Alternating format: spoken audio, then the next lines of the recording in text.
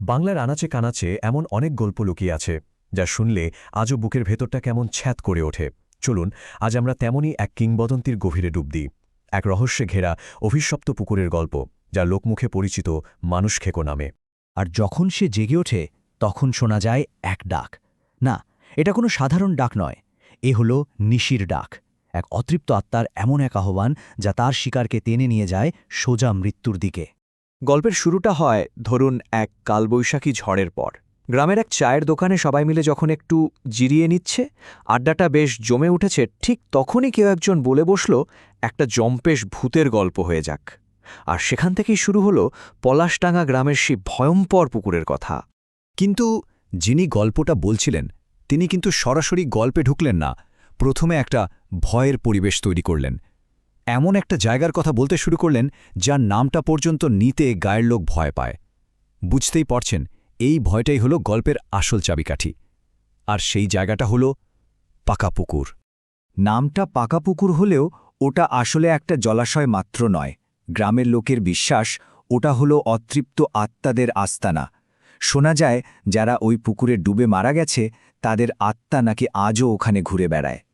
আর প্রতি পূর্ণিমার রাতে নাকি পুকুরটা জেগে ওঠে আর নতুন শিকার খোঁজে, তাকে নিজের অতল গভীরে টেনে নেওয়ার জন্য। তো এই তো গেল পুকুরের পিছনের কথা। এবার চলুন গল্পটাকে একটু এগিয়ে নিয়ে যাই সাম্প্রতিক অতীতে। আমাদের কাহিনীর প্রধান চরিত্রের সাথে পরিচিত হওয়া যাক, যার জীবনটা এই পুকুরের জন্যই আমূল বদলে যেতে বসেছিল। সময়টা খুব বেশি দিন আগের কথা নয়, এ ধরুন 2018-19 সাল হবে। কলকাতা থেকে এক নতুন মাস্টারমশাই এসেছেন পলাশডাঙ্গা প্রাথমিক বিদ্যালয়ে, নাম অতীন। গ্রামের এক কোনায় সেই কুখ্যাত পুকুরটার পাশেই একটা পুরনো বাড়িতে থাকার ব্যবস্থা হয়েছে তার। অতীন মানে বুঝতেই পারছেন, শৌরে চিলে, আধুনিক মন মানসিকতার। এসবে ভূত প্রেত গ্রামের গল্পগাছায় তার বিন্দুমাত্র বিশ্বাস নেই। ওই বাড়িরই একজন পুরনো কেয়ারটেকার ছিলেন, হরি কাকা, বেশ বয়স্ক মানুষ। তিনি কিন্তু অতীনকে প্রথম দিন দেখেই একটা কথা বলেছিলেন, বলা ভালো সাবধান করে দিয়েছিলেন। কিন্তু অতীন তো হেসেই উড়িয়ে দিল। তার কাছে ওগুলো ছিল নিছকই গ্রামের কুসংস্কার। শুধু এই একটা লাইন, নিশি ডাকে, এই দুটো শব্দের মধ্যেই যেন হরিকাকা পুরো বিপদটার সংকেত দিয়ে দিয়েছিলেন। কিন্তু অতীন সেটাকে পাত্তাই দিল না। আর এটাই হয়তো ছিল ওর জীবনের সবচেয়ে বড় ভুল। এরপর সেই রাতটা এলো, যে রাতে পলাশডাঙ্গার ওই অন্ধকার কিংবদন্তিটা অতীনের দরজায় কড়া নাড়ল। মাঝরাত, যখন গোটা গ্রাম ঘুমে অচেতন, ঠিক তখনই শুরু হলো সেই অদ্ভুত অলৌকিক ঘটনাগুলো। প্রথমে একটা খসখস শব্দে অতীনের ঘুমটা ভেঙে গেল। এরপরই ওর ঘরের জানালায় শুরু হলো টোকা দেওয়া শব্দ, খট খট খট। আর তারপরও শুনতে পেল এক মিষ্টি নারী কণ্ঠ, ঠিক ওর নাম ধরে ডাকছে, এসো অতীন, এসো।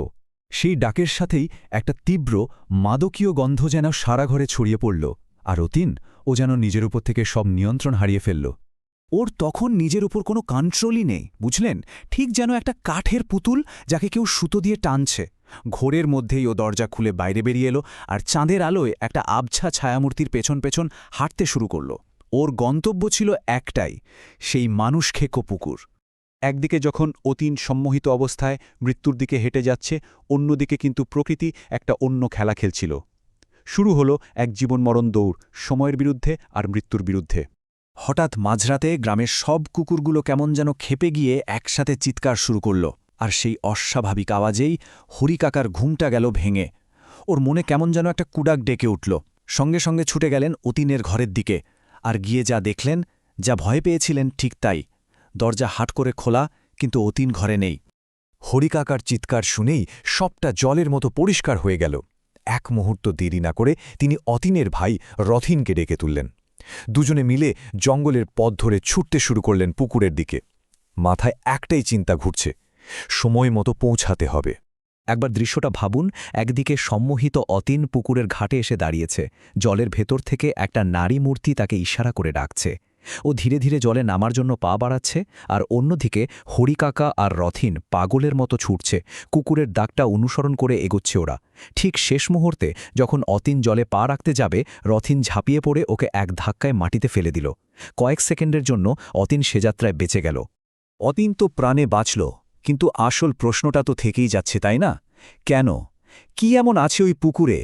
কেনই বা নিশি শুধু পুরুষদেরকেই ডাকে? এই সব প্রশ্নের উত্তর কিন্তু লুকিয়ে আছে পলাশডাঙ্গার এক অন্ধকার অতীতে। পরের দিন সকালে অতীন যখন একটু ধাতস্থ হয়েছে হরিকাকা তখন ওকে নিয়ে বসলেন, শোনালেন সেই আসল গল্পটা, যা এই পুকুরের জলের গভীরে ৪০ বছর ধরে লুকিয়ে আছে, এক জমিদারি আমলের গল্প। সেই সময় পলাশডাঙ্গার নতুন জমিদার হয়ে আসে ক্ষেত্রমোহন মুখুজ্জে। লোকটা শুধু অত্যাচারী ছিল না, ছিল আস্ত একটা শয়তান। একদিকে যেমন চড়া খাজনার জন্য গ্রামের লোকের উপর জুলুম করত, তেমনি তার কুনজর ছিল গ্রামের যুবতী মেয়েদের উপর। শোনা যায় সে নাকি গ্রামের মেয়েদের তুলে এনে তাদের সম্মানহানি করে শেষে ওই পাকা পুকুরের জলেই ডুবিয়ে মারত। কত অসহায় বাবা মা যে ওর পায়ে ধরে কেঁদেছে তার কোনো হিসেব নেই, কিন্তু ওই পাষণ্ডের মন তাতে একটুও গলেনি। ওর পাপের বোঝা দিনের পর দিন বেড়েই চলেছিল, আর এই সব পাপের একমাত্র সাক্ষী ছিল ওই পাকা পুকুরটা। কিন্তু কথায় বলে পাপ বাপকেও ছাড়ে না। একদিন এক পূর্ণিমার রাতেই ওই একই পুকুরে পাওয়া গেল ক্ষেত্রমোহনের লাশ। কিভাবে মারা গেল কেউ জানে না। আর তারপর থেকেই শুরু হলো আসল খেলা, প্রতিশোধ। একে একে জমিদারের বংশের পুরুষেরা ওই নিশির ডাকে সাড়া দিয়ে পুকুরের জলে প্রাণ হারাতে শুরু করল। হরিকাকার বিশ্বাস, ওই পুকুরে ডুবে মরা মেয়েদের অতৃপ্ত আত্মারা আজও তাদের প্রতিশোধ নিয়ে চলেছে। তাহলে শেষে এসে প্রশ্নটা কি দাঁড়ালো? আমরা যেটাকে নিশির ডাক বা ভূতের অভিশাপ বলে চালিয়ে দিচ্ছি, সেটা কি আসলে অতীতে ঘটে যাওয়া অন্যায়ের বিরুদ্ধে নির্যাতিতদের এক অন্যরকম বিচার? এটা কি শুধুই একটা ভূতের গল্প, নাকি এর আড়ালে লুকিয়ে আছে এক ভয়ঙ্কর প্রতিশোধের কাহিনী? উত্তরটা হয়তো লোককথার গভীরে কোথাও লুকিয়ে আছে, যা ভাবার জন্য রইল।